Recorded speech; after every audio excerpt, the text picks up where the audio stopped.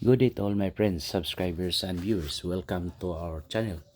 My name is Nino Mauas Catorsa, a licensed real estate broker with PRC license 0015450.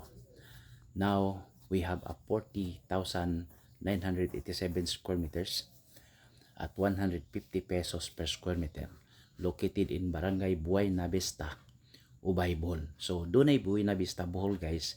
Naasay Buena Vista, Ubay, Bohol. It is along the irrigated main canal and with irrigated rice field. And also there is a face pan. So naapon ni siya face pan guys.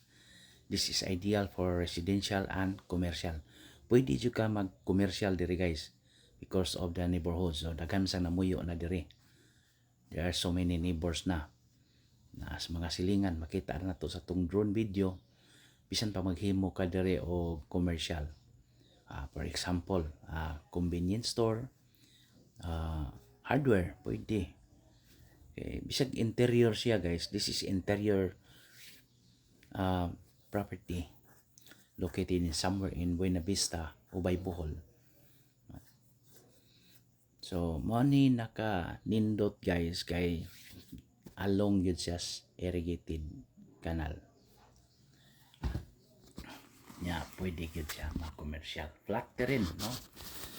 There is a portion nga giagian sa kalsada, no? Kini-kini. This road will be transferred to the other side. Manigingon gi-propose na sa barangay ngadto sa corner na sa property.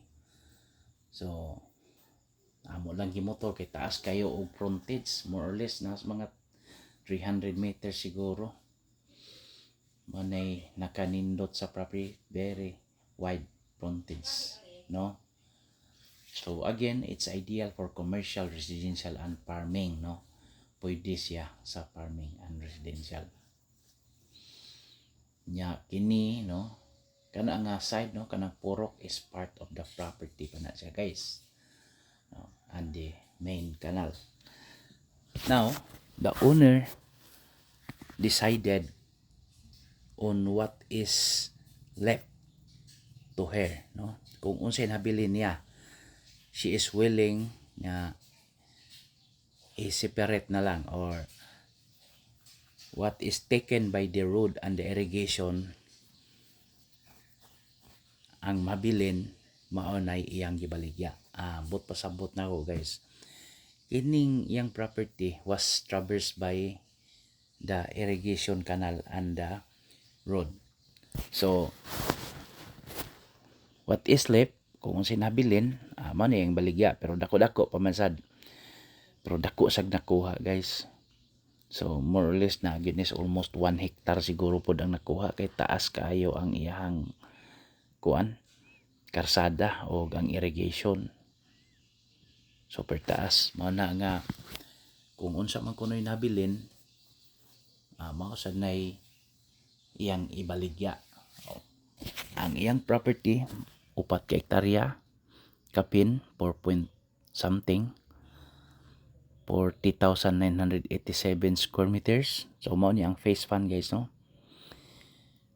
Nay portion ana nga dili part, pero majority sa face fan is part of the property. Mao na siya. So mao ni naka-advantage na kay face fan, no? Na ganito na mukot dito. And this is the drone video guys, no? Ang nakanindot sa daan ni kay malantaw na to ang Bayungan Dam. Kita na to ang Bayungan Dam. Pero di ata sa ibabaw. We are at the higher portion, no? Wala ta mo level sa dam. Di ata sa kinibabuan.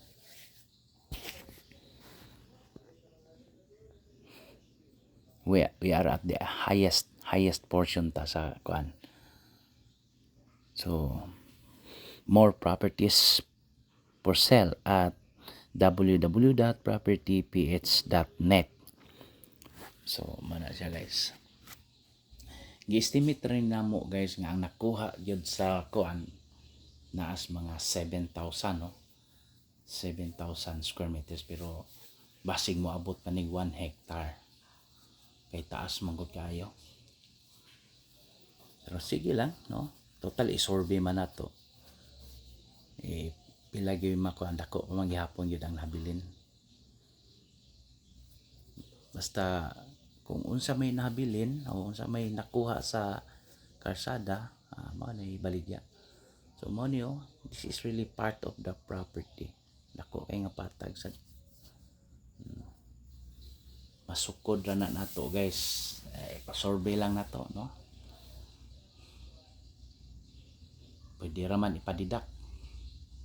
Siyempre, ipadidak lang nato sa survey. Okay, siyempre nabaligya siya. Nakuhaan man yun. So, na-certificate or sa National Irrigation nga nikuha gyud sila portion. So, we process transfer of title, and if you have properties for sale, just submit it to us. So, may mga property for sale, bisag no apanas other side sa Pilipinas, basta tagay lang kong video and documents kay I will try to help you. So, kaya nakasuway naman sa kubaligya nga na di ara ko sa Bohol niya ang property to sa Pampanga. Nabaligya na ako, ni coordinate lang ko sa mga tao dito nya gi-kuan dire sa YouTube na naman tay mga viewers po dire. So mag-forward lang gid mo dokumento o picture. So mao ni siya guys, nindot na sa kayo ang property na to. Sa Talugi. This is northern part of Bohol province, approximately 2 hours drive from Bohol Panglao International Airport and Tagbilaran City. Kung moadto ka og mall, shopping mall, naa dito sa Talibon guys. And Ubay, naaman sad sa Pure Gold sa Ubay. Napoy Alturas Mall and BQ Mall sa Talibon. Kung taga Leyte ka, pabor nimo dire sa Ubay. If you are from Cebu, pwede ka moagi sa Ubay, pwede sad ka moagi sa Talibon, Anetafe. Then pwede sad ka moagi diretso sa Tubigon. So daghan ta og option. Gusto ka maligo og dagat, nasa beach diha sa Talibon, Ubay, Anda, Loon. So pwede. Ato kag Anda, mga more or less nas mga 1 hour or less than 1 hour drive. Sa Ubay, mga ana-ana sa Talibon. Basta approximately from the beaches, no? White Sand beaches, mga 1 hour drive ra siya guys. Chocolate Hills, Dora, mga more or less than an hour. So, nindot kayo ang property, limpyo, patag, no? Walay daghan improvement. Kana mga kahoy-kahoy ra na, dili na ingon nga mga prutas. So, this is the property, no? Masay naka-advantage kay dako siya patag. Dako gyud, super.